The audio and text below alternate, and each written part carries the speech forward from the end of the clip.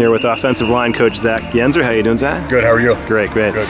So the offensive line has gone from a situation last year where you had virtually all new starters and inexperienced players to all returning starters this year, albeit with Jordan moving to tackle and a little bit of shifting. But you've got guys that have played together for a while now. What kind of a role has that played in the developing consistency of the line?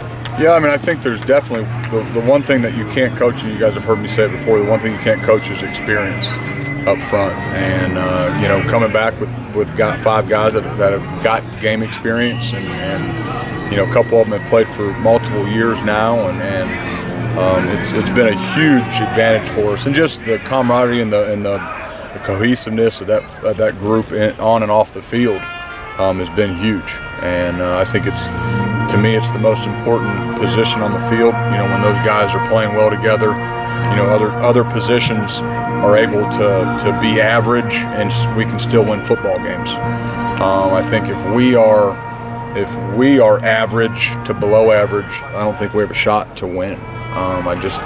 As good as our quarterback is playing, and as good as our receivers are playing, we have to keep playing at a consistent level. And I think we've done that for the most part throughout the year.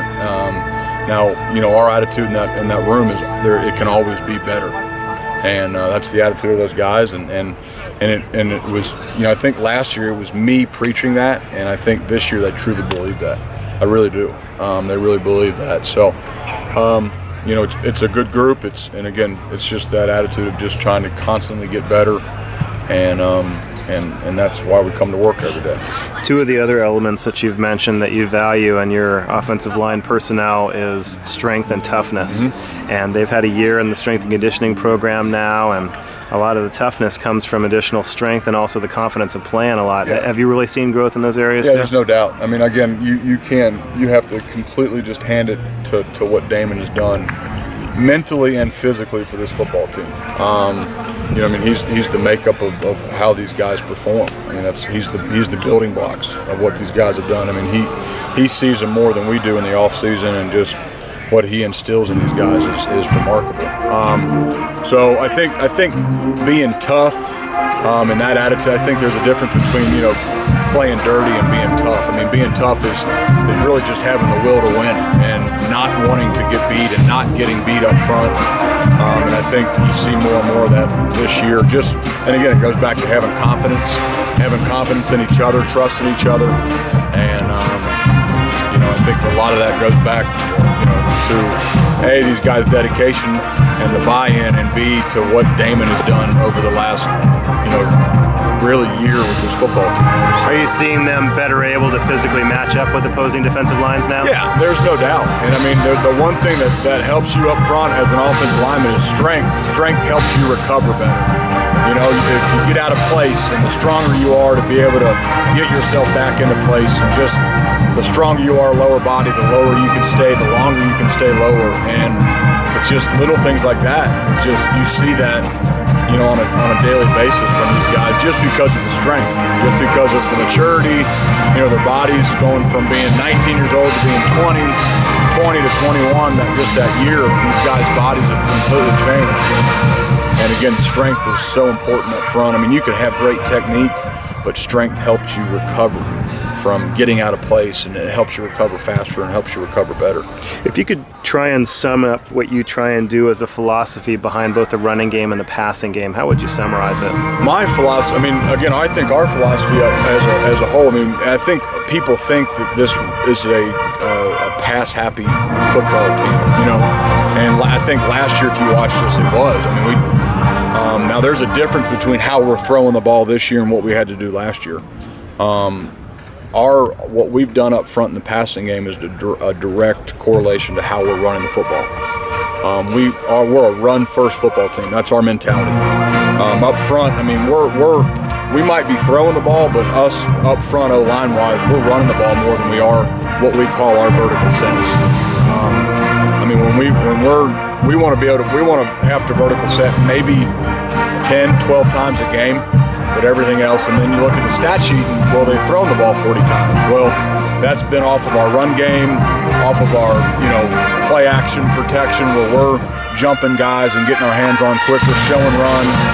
And so I think our philosophy is run first and want to be able to run, and that's why we've been successful, is because now we're not where we want to be in the run game yet. I mean, we still got, still, again, the whole thing of getting better every day. It can always be better, but it's helped us tremendously.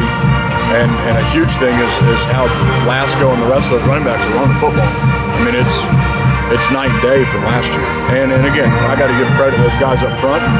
They're doing well. They're preparing better, and they're stronger. And again, another year in the system, and they're understanding it. And all that is a direct correlation to the run game. But the bottom line is those running backs are running the heck out of the football and making us look good up front. And the more we can run the football, the more it opens up how special our receivers. And I mean, those guys are pretty daggone special. So again, like I said earlier in the week, if we can keep 16 upright, we got a chance to win some football games this year. So you've got 5 linemen that have been playing pretty consistently, and then you've got Matt Cochran also coming in and playing a lot too. Yeah. So Matt's real comfortable with him out there. Back and forth between center guard, giving Adcock a breather, giving Crossway the breather, and I tell you what, I got confidence to play little Cochran or little big Cochran, and then with the other guard, and then having Brian Farley be able to bump back and forth, both tackles right now, and with Dom, Granado knows he's a play away from playing, but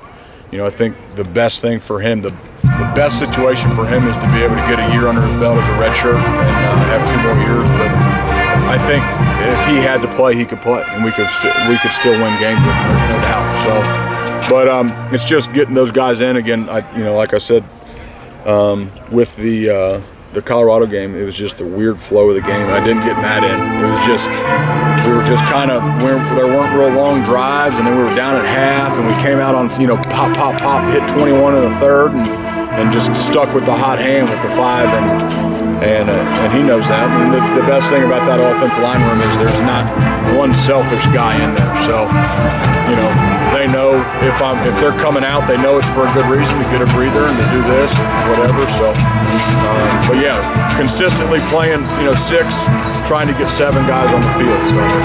So you're facing a team in Washington State that sacked a very mobile Mariota 7 times. Yeah. A lot of it's on linebacker blitzes. They blitz the corner every once in a while, safety every once in a while.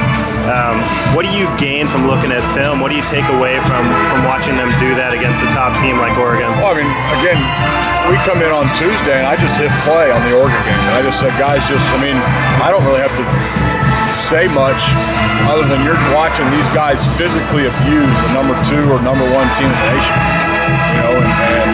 and that's what they did. They physically abused Oregon up front, and and I know Oregon has a couple of linemen out and injuries, and it's nothing that we haven't dealt with here. So, but I mean, you just flip on the film and just watch those guys. I mean, they're men, and they're literally trying to hurt the quarterback every snap. I mean, they're bringing 5, 6 guys, almost 60, 70% of the time. So, I mean, we're up for a big challenge up front, and we know that. But we know if we play good, if we can handle that front 7, then there's some stuff that we can exploit, and that our guys, give golf time and let our receivers get open, and we can do some things now. In some ways, is it kind of good that the cat's out of the bag with Washington State, knowing what their capabilities are? Because I don't think a lot came into this year thinking that they were capable of doing that.